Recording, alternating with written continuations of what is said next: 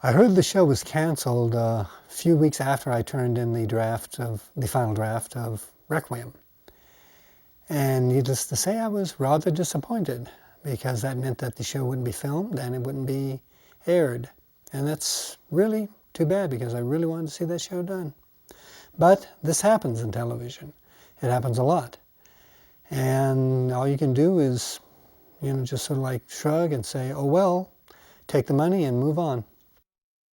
Requiem was written in such a way that if the show was not picked up, as opposed to being canceled, then it served as an ending for the show. But if it was picked up, then we could move the kids on to another level, take the show in a different direction. So it was written to serve either way, and that was the main point for doing it. The title I originally wanted to give the show was Redemption. It was changed to Requiem, I believe, because CBS felt that the other title was giving too much away, but it's hard to remember. It's been a long time. In the script, it pretty much says that Venger is Dungeon Master's son. And I believe that was something that I came up with, that they agreed to on the show. And again, it's been a while, but I think that that was my pitch, and they agreed to it. Requiem was the third part of that trilogy, in which the kids splinter into two factions. One of them wanting to follow Venger because they believe that he will take them home, and the other wanting to stay with Dungeon Master. It's sort of a natural evolution from the first two stories. And they actually split apart. They go to war over it. And at the end, they come together again and realize that they have to work together and believe in each other if they're going to survive. I heard that some fans are going to animate Requiem by themselves a year or so ago, and I was rather astonished and rather pleased. I look forward to seeing what the final product will be.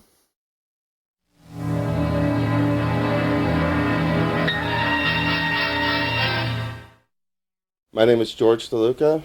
I'm working on animating Michael Reaves' final script for the Dungeons & Dragons cartoon.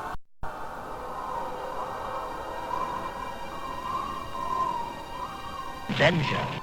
When I was 16 years old, Dungeons & Dragons first aired, and I became addicted to it. And I had an old VCR at the time. That's when they first came out, basically, and I began taping them every week. What attracted me to the show was, of course, the plot. These kids were plucked out of their normal lives. They were kids who normally wouldn't associate with each other. They became friends, and they became friends in part out of necessity, but I honestly believe they began to care for each other, looked out for each other, with an excellent plot line, the classic good versus evil. The way I found out it was canceled was I had my VCR set to record it, and when I went to watch it, because I had other things I was doing on the time, it wasn't there anymore. And I was quite surprised and shocked. I didn't start pursuing it until I first found out about the internet. I got my own internet connection, and one day I just happened to remember the cartoon and decided to do a search for it, which I ran across several websites, which led me to Michael Reaves' script. I actually began searching to see if other people had been working on the script. I found a couple of sites where they were stating that that's what they were going to do, or that's what they were doing, only to find out that they were outdated. So I sat down one day and thought to myself, why don't I do it? I used to do this kind of thing with animation, so it seemed a perfect thing to do. I figured out that I would be the one doing it when I got an email from the last group that stated that they were doing it. and had stated that they were actually no longer doing it, that the website was out of date. And that's when I began to animate the title sequence. And I've just gone on from there.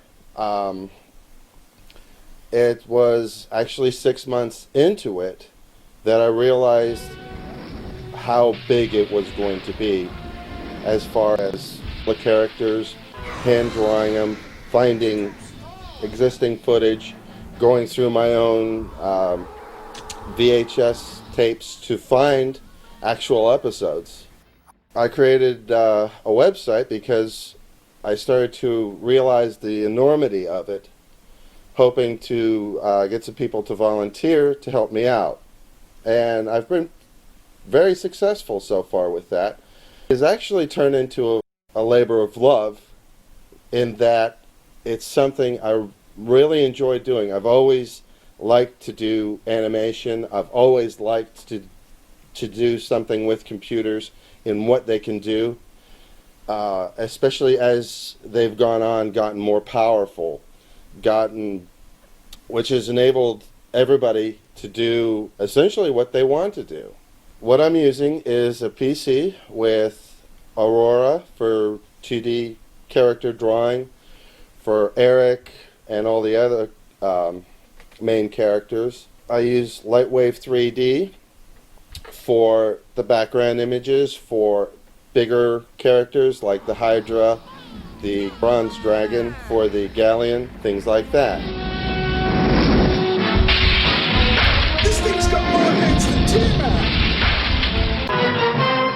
There's no place to hide. It's gonna get us, sooner or later. The way I found voice actors was I initially tried to pursue the original voice actors, which I ran across one, which was Katie Leigh, and she very, very kindly volunteered to do the voice of Sheila.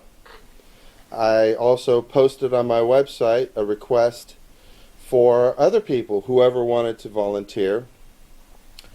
I ran across a group from England who is doing a live action version, and they volunteered to do the voice actors of all the other characters.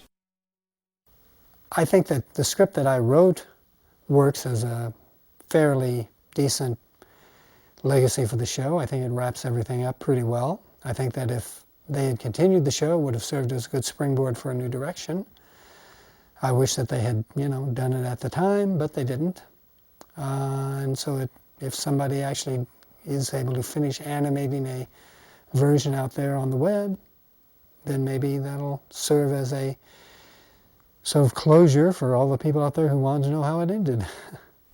If you were to take Michael Reaves' script, download it from the internet, load it into a word processor, and print it, it would come out to be 44 pages big. After a year and a half of working on it, I'm on page 10. I've seen about a minute of the animation so far, and some of it looks pretty good. What I had planned to do with it is make it into one large file for anybody and everybody who wants to can download it and enjoy it for themselves. All I can say is I'm flattered and touched that you enjoyed the show, and I'm really glad that all these years later we're finally able to find some kind of closure for it, and I hope you enjoy the final episode in whatever form.